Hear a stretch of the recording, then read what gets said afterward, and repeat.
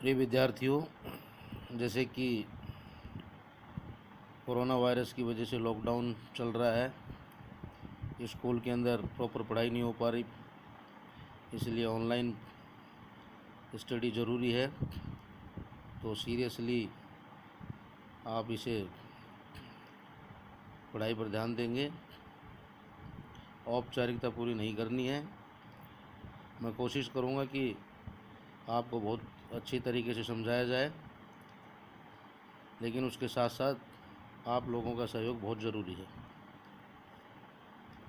तो 12वीं क्लास का चैप्टर संसद, लोकसभा व राज्यसभा, जिसके पर चर्चा करेंगे हम। टॉपिक होगा संसद। संसद, जिसे अंग्रेजी के अंदर पार्लियामेंट बोलते हैं,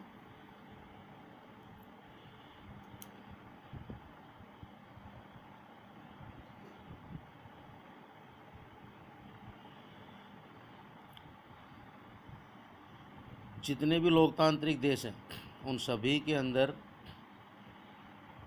सरकार के 3 अंग होते हैं: विधायिका, कार्यपालिका, न्यायपालिका।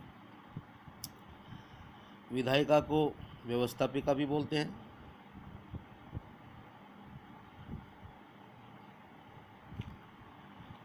भारत के अंदर विधायिका को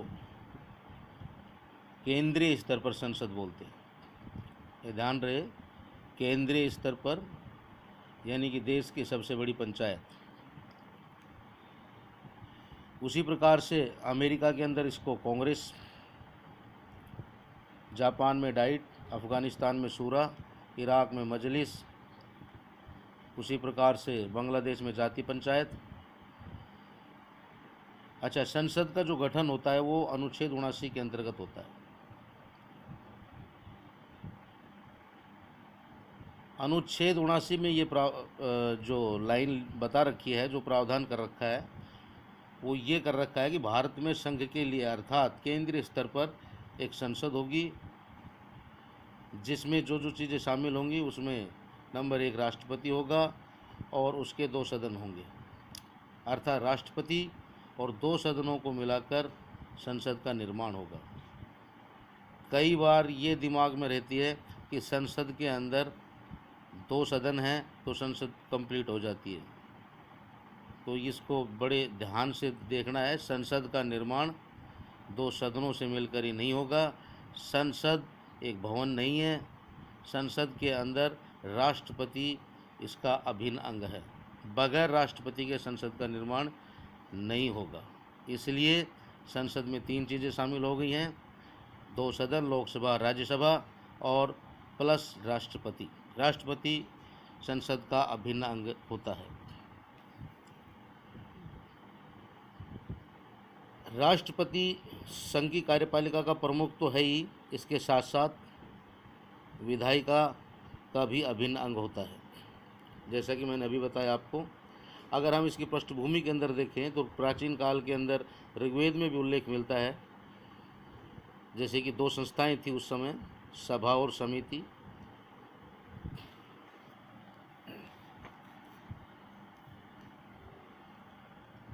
अगर हम अंग्रेज़ों के शासनकाल की बात करें तो अंग्रेज़ों के शासनकाल में संसद की जो प्रक्रिया है, संसद का जो विकास है, वो किस प्रकार से होता है, ये देखिए।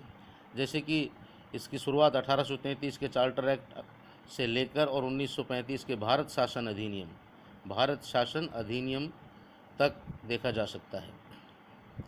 1892 का जो चार्टर एक्ट था, अधिनियम था, उसमें गवर्नर जनरल की जो परिषद थी, उसमें जो अधिकतम सदस्यों की संख्या निर्धारित की गई थी वो 16 सदस्य थे।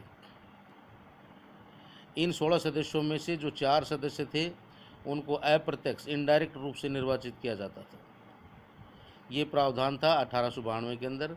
आगे जब इसको और बढ़ाया गया तो गवर्नर जनरल की जो परिषद थी, विधान परिषद, उसमें 1909 के अधिनियम के द्वारा ये संख्या 16 से बढ़ाकर 60 कर दी गई।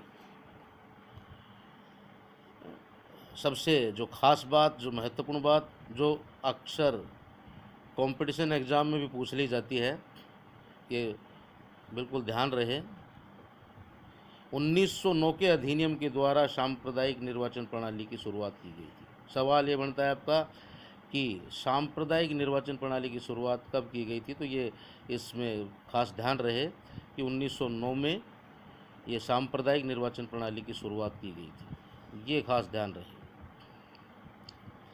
जैसे कि कई बार ऑप्शन सवाल पूछ लेते हैं 1909, 1919, 1935, 1892, जो भी है, तो खास ध्यान रखने वाले सांप्रदायिक निर्वाचन प्रणाली की शुरुआत 1909 में की गई थी। अच्छा, भारत शासन अधिनियम 1919 के द्वारा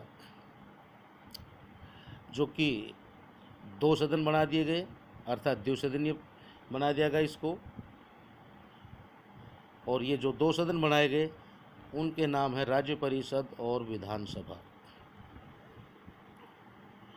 भारत शासन अधिनियम 1935 के द्वारा इसमें कोई खास बदलाव नहीं किया गया, इसको द्विसदनीय ही रखा गया और अधिकार और सदस्यों की संख्या में बढ़ोतरी की गई।